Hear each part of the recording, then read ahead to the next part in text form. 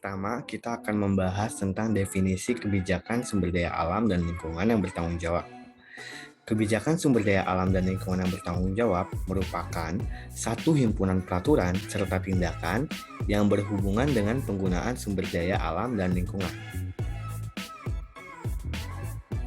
Selanjutnya, kita akan membahas tentang karakteristik kebijakan sumber daya alam dan lingkungan yang bertanggung jawab ialah yang pertama, yaitu membuat perekonomian bekerja efisien serta bertahan dalam waktu yang tak terbatas.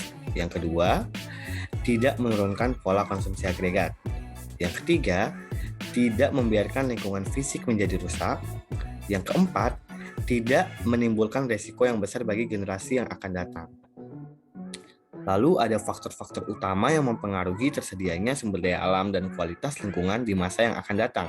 Yang pertama adalah faktor teknologi, yang kedua adalah faktor konsumsi dan gaya hidup, yang ketiga adalah faktor kelembagaan dan keadilan.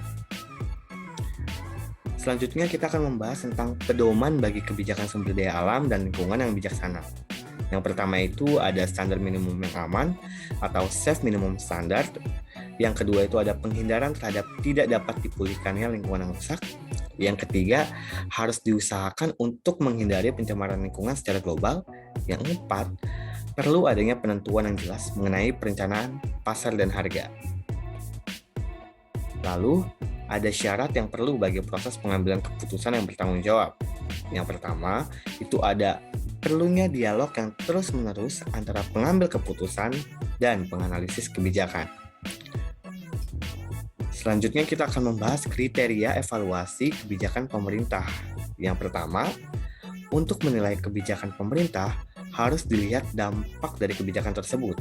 Yang kedua, kriteria yang dipakai untuk menilai kebijakan pemerintah diantaranya adalah keadilan, efisiensi, kebapakan, maupun kebebasan perorangan.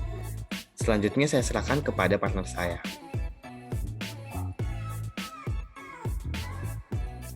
Baiklah, saya Jan Fadila akan melanjutkan presentasi dari kuarternya itu mengenai isu kebijakan sumber daya alam dan lingkungan.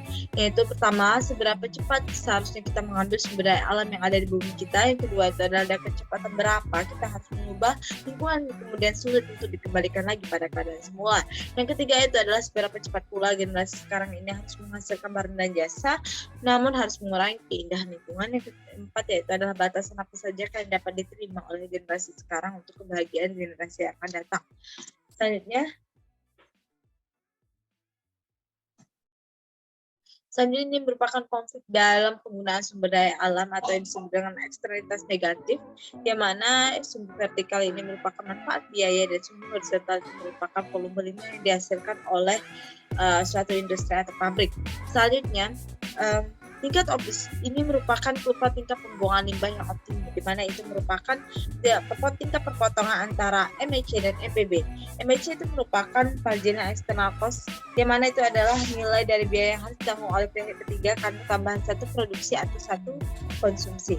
Selanjutnya itu ada MPB. MPB itu merupakan manfaat marginal private benefits atau manfaat yang dapat diterima dari pihak ketiga karena adanya tambahan satu unit produksi atau konsumsi tadi. Selanjutnya kita dapat melihat di sini MHC dan perpotongan MHC dan MPB itu merupakan di tingkat C dan tingkat B. Jika tingkat W-nya itu besar atau geser ke kanan lagi, maka MHC itu lebih daripada MPB sehingga produsen akan menghasilkan produk yang memberikan nilai manfaat bersih yang lebih rendah daripada biaya eksternalitas yang harus dipikul oleh masyarakat. Jadi itu menyebabkan limbah yang semakin banyak dan produk yang terlalu banyak. Sehingga tingkat optimum harus ditingkat di MHC sama dengan MPB agar laju pengambilan sumber daya alam pulih dan pembuangan limbah ke dalam lingkungan alami bentuknya dapat dibatasi dengan sampai derajat tertentu sehingga tetap memelihara kondisi sistem biologis alam yang dan ini adalah sumber daya tanah. Sumber daya tanah itu merupakan sumber daya alam yang berasal dari komponen bumi, yaitu merupakan hasil pelapukan dan bebatuan. Fungsi tanah itu adalah sangat banyak ya. Tanah berguna dalam mendukung kehidupan berbagai macam makhluk. Tanah juga sebagai penimbun nilai serta tempat menyimpan persediaan mineral, minyak, bumi dan sebagainya. Dan macam-macam lagi. Selanjutnya adalah konflik Karena dengan diadakan pertambangan di suatu wilayah tentu akan mengganggu permukaan tanah, mengubah lahan, sehingga mempengaruhi penggunaan lahan atau tanah untuk pertanian, untuk kehutanan, ataupun untuk tempat tinggal maupun untuk kegiatan industri. Masih banyak ya konflik-konflik yang terjadi karena penggunaan sumber daya tanah yang secara eksploitasi. Selanjutnya presentasi akan dilanjutkan oleh rekan saya, yaitu Sofia. Oke, selanjutnya kita akan membahas mengenai sumber daya air. Jadi sama seperti sumber daya tanah tadi, sumber daya air ini juga memiliki banyak manfaat atau kegunaan bagi kehidupan kita. Jadi dalam kegiatan rumah tangga, air kita gunakan sebagai untuk kebutuhan kita sehari-hari seperti untuk minum, mencuci, dan lain sebagainya. Nah, selain itu, air juga memiliki banyak fungsi lainnya, misalnya berguna untuk kegiatan pelayaran, kemudian untuk rekreasi berenang, bisa juga sebagai tempat menangkap ikan, serta untuk mendukung ekosistem di sektor pertanian maupun di sektor non-pertanian. Nah, kemudian ada nih kemungkinan terjadinya konflik antara pengguna yang satu dengan pengguna yang lain dalam sumber daya air ini. Contohnya adalah ketika air dalam konteks ini adalah sungai, itu digunakan untuk pembuangan limbah. Jadi ketika air dalam konteks ini adalah sungai itu digunakan untuk pembuangan limbah secara intensif, itu akan mengurangi nilainya dalam mendukung ekosistem karena airnya tadi mungkin sudah tercemar gitu. Nah, dengan sendirinya nanti akan mengurangi nilainya untuk misalnya sebagai tempat rekreasi gitu ya. Nah, selanjutnya itu akan meningkatkan biaya pengelolaan untuk mengembalikan air ke mutu yang baik agar cocok untuk memenuhi kebutuhan rumah tangga, perdagangan ataupun industri. Jadi ketika air sudah tercemar kemudian mau dikembalikan lagi ke mutu yang baik gitu ya untuk memenuhi kebutuhan rumah tangga dan sebagainya, itu akan memerlukan biaya yang cukup besar. Nah, selanjutnya kita akan membahas sumber daya udara. Nah, sumber daya udara ini juga penting bagi keberlangsungan kehidupan manusia gitu. Karena kita bernapas menggunakan udara. Nah, di penggunaan sumber daya udara ini juga terdapat konflik gitu antara pengguna yang satu dengan pengguna yang lainnya. Itu contohnya ketika pembuangan limbah yang berupa asap pabrik dan asap kendaraan ke udara itu akan mempengaruhi jarak pandang maupun mengurangi nilai udara itu untuk kehidupan manusia. Nah, kemudian asap pabrik dan gas buangan kendaraan bermotor merupakan salah satu sumber utama dari gas rumah kaca atau greenhouse gas yang sangat mempengaruhi pemanasan global.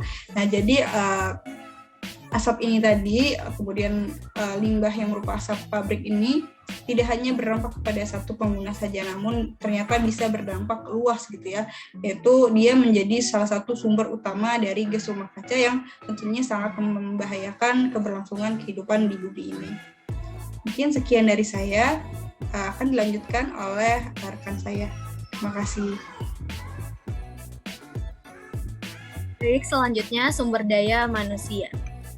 Sumber daya manusia yang seringkali menjadi pelengkap dalam pengolahan sumber daya alam dan lingkungan, yang mana tenaga kerja, pengetahuan, dan keahlian, serta keterampilan teknis manusia banyak digunakan untuk memperoleh manfaat dari penggunaan sumber daya alam dan lingkungan.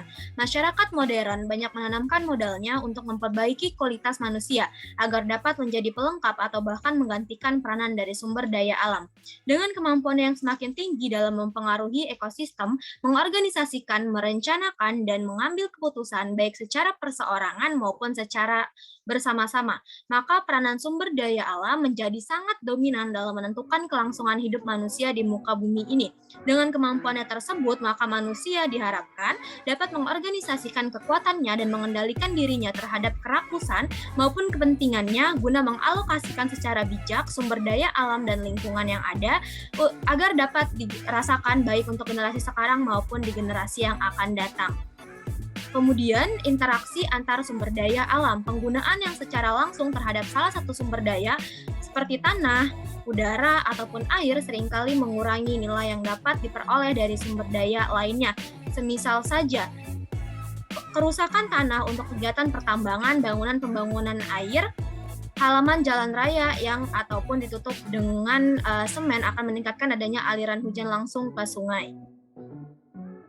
Kemudian berikut merupakan contoh kasus di Indonesia. Dalam data menuju Indonesia Hijau, Indonesia saat ini hanya memiliki luasan tutupan hutan sebesar 48,7% dari seluruh luasan Indonesia.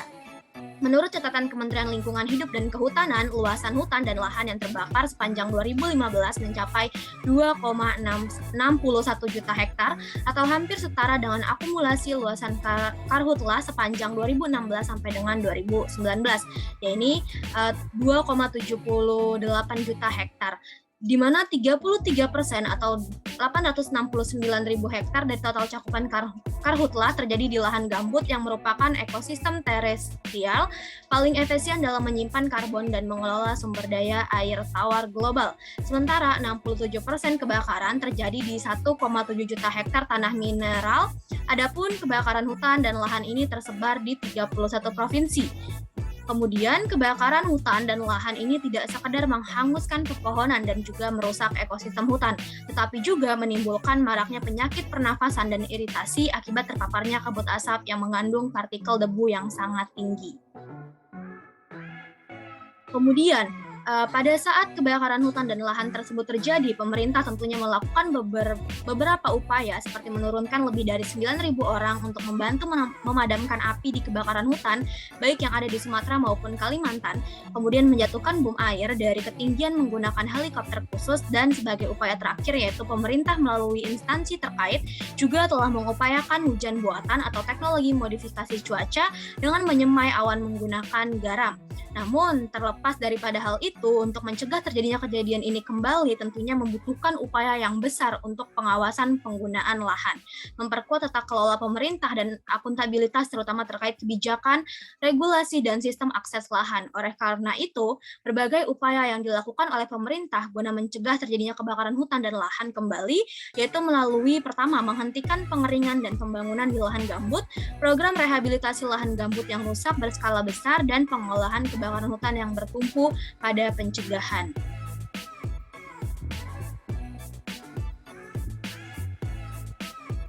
Sekian dari kelompok kami. Terima kasih, dan berikut ini merupakan daftar pustaka dari kelompok kami. Terima kasih. Wassalamualaikum warahmatullahi wabarakatuh.